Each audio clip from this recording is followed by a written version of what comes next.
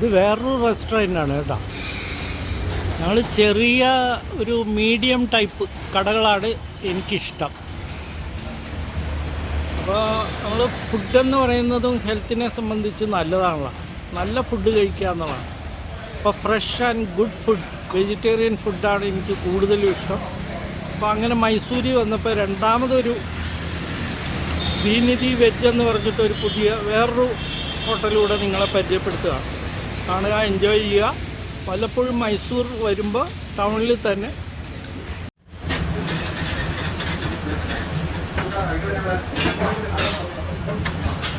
Mysore masala